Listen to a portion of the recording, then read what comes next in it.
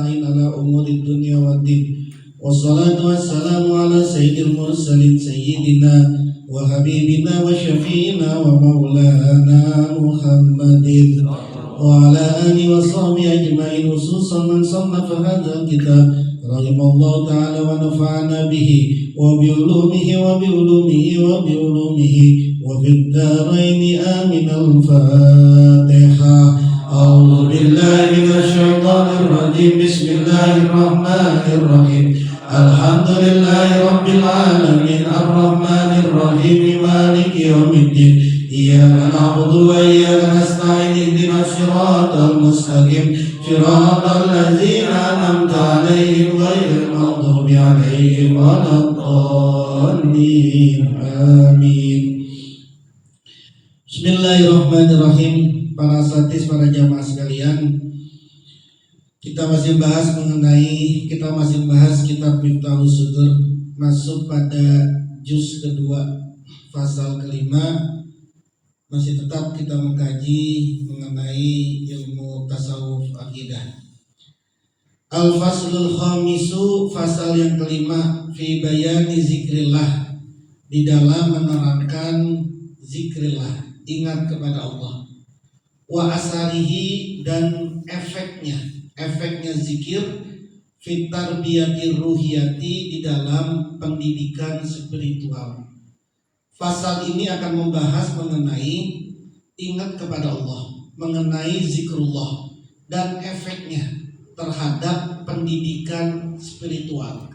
Pendidikan itu kan ada dua, ada pendidikan jasmani, ada pendidikan ruhani. Pendidikan jasmani yang kita kenal selama ini dengan proses belajar mengajar di kelas maupun yang lain. Proses pembelajaran spiritual, nah ini sesuatu yang berbeda dari pendidikan jasmani. Apa efeknya terhadap pendidikan rohani kita? Iklam, ketahuilah, anna tariqa syaihina, bahwasanya jalannya guru kita radhiyallahu anhu. Siapa guru kita ini? Ya Syekh Ahmad Sohibul Wafa, karena beliau yang mengarang. Guru kita itu ya Syekh Abdullah Mubarak. Kemudian dia punya guru namanya Syekh Toha, dia punya guru namanya Syekh Ahmad Khotib, terus sampai sampai ke Syekh Abdul Qadir, terus sampai ke Rasulullah Sallallahu Alaihi Wasallam. Itu satu jalurnya. Nah, jalurnya guru kita, bahwasanya metodenya guru kita, jalannya guru kita, jalurnya guru kita, itu thoriquz zikri faqat, hanya merupakan jalur zikir. Kan sudah pernah kita bahas, at-turuqu ilallah ka'ada di anfas, jalan menuju kepada Allah itu sebilangan nafas. Siapapun Allah ini membuka ruang, membuka jalan untuk menuju kepadanya, itu dengan jalan ka'ada di anfas, sebilangan nafas. Banyak jalan untuk sampai kepada Allah. Banyak jalan ini. Ada yang pakai jalan ilmu, ada yang pakai jalan zikir, ada yang menggunakan jalan akliyah, ilmu akal, ada yang menggunakan jalan apa saja. Banyak sekali. Nanti ilmu ini berkembang lagi jalurnya seperti apa. Banyak jalan untuk sampai kepada Allah. Nah, yang dipilih oleh guru kita untuk sampai kepada Allah, jalannya, metodenya hanyalah thoriquz zikri, metode zikir saja. Walaisa ghairuh, bukan metode yang lain, enggak metode yang lain, hanya menggunakan zikrullah, ingat kepada Allah. Yakni maksudnya itu zikrul lisani wal jinani, zikir lisan maupun zikir hati, atau kalau bahasa kitanya zikir jahar atau zikir khafi yang biasa kita sebut. Zikir lisan, zikir jinan, zikir jahar, zikir khafi. Nah, ini sudah jadi ketentuan. Kalau mau ikut di jalan kita, kalau mau ikut ke jalur kita, maka jalan yang dipakainya adalah jalur zikrullah, jalur zikir kepada Allah, baik zikir lisan maupun zikir hati. Memang banyak jalan kepada Allah ini. Silakan saja mau dipilih. Anda mau pakai jalan apa? Asalkan jangan bikin jalan sendiri. Konyol nanti. Mau jalan kepada Allah lewat siapa? Ya udah lewat yang kita tahu aja, yang menurut pandangan kita sendiri, nggak ngikutin jalurnya siapa-siapa. Konyol nanti itu, konyol. Jalan dari sini ke Radi Dalam, sudah banyak jalannya ini. Mau jalan lewat sini bisa, jalan lewat situ bisa. Jangan bikin jalan sendiri, konyol nanti itu. Nabrak-nabrak rumah nanti, nyasar-nyasar nanti. Jangan bikin jalur sendiri, udah ada jalannya. Anda mau pakai jalan yang mana? Maka tinggal dipilih Anda mau pakai jalan yang mana. Mau jalan yang cepat, mau jalan yang lambat, yang ramai, yang sepi, atau jalan yang kayak apa. Nah, yang ditempuh oleh jalurnya, jalannya guru kita adalah thoriquz zikr. Hanya metode zikir, hanya jalan zikir. Kalau nanti ditanya, oh berarti nggak pakai ilmu, nggak pakai apa? Enggak. Karena nanti ada pembahasannya. Fafihi al-fithu, di dalam zikir itu al-fathu, ada pemenangan, ada kemenangan. Di dalam zikir itu ada kemenangan. Siapa sih yang nggak mau menang kita? Kita dalam ekonomi pengennya menang, kita dalam usaha pengennya menang, kita pengen apa saja itu dalam hidup kita ini pengennya adalah menang, pengennya menang kita ini, menaklukkan. Wafihi at-tolab, di dalamnya zikir itu ada permintaan.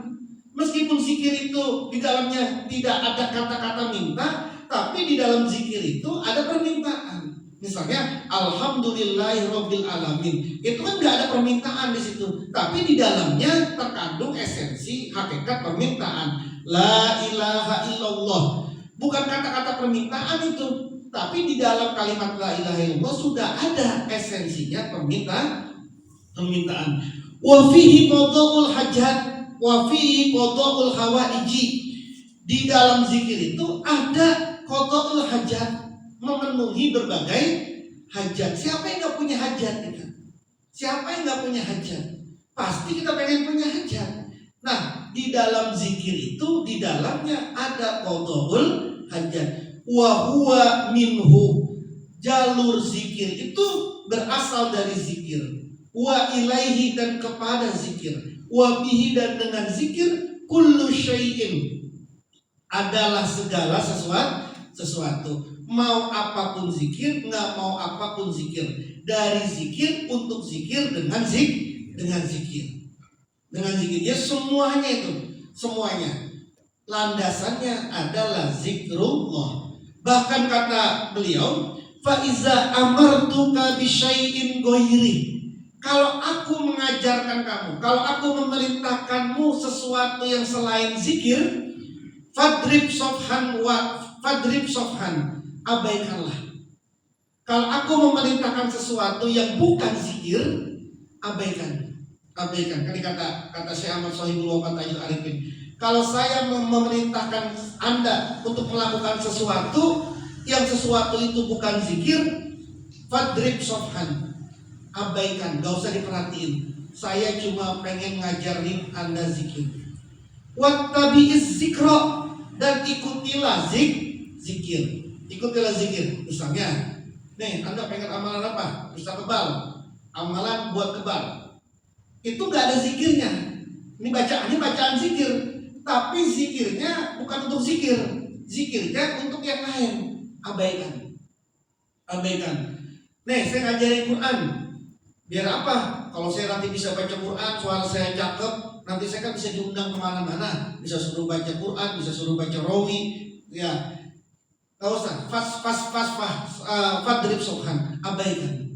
Kenapa? Karena baca Qurannya bukan karena zikir.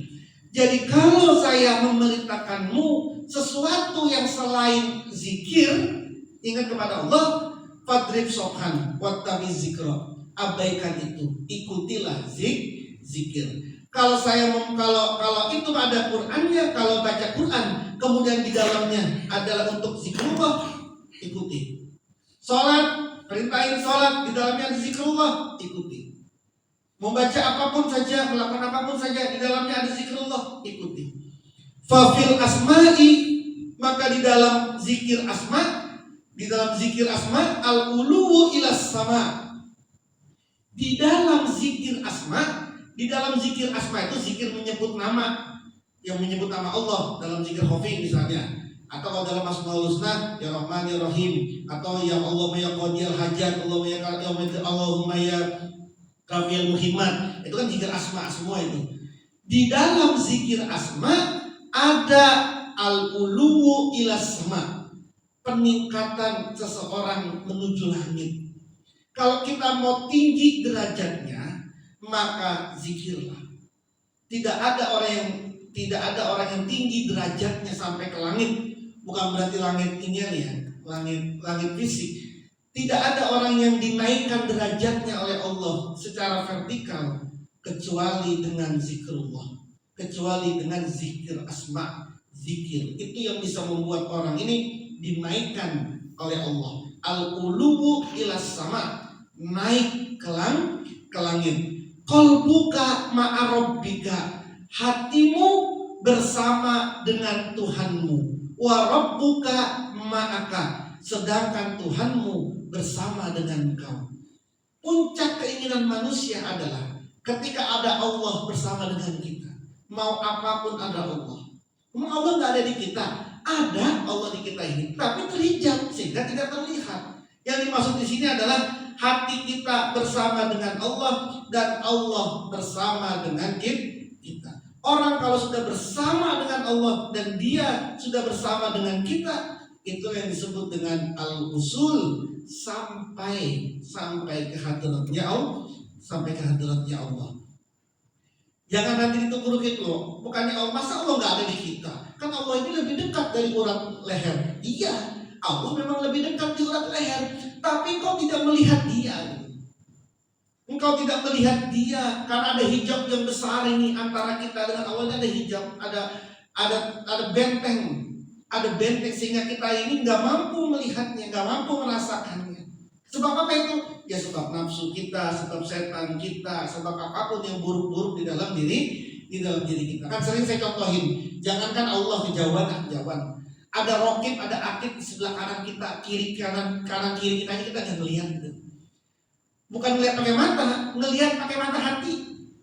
Kalau ada rokib dan atid yang nyatat kebaikan dan keburukan dan kita melihat rokib dan atid, nggak mampu maksiat, kita nggak mampu.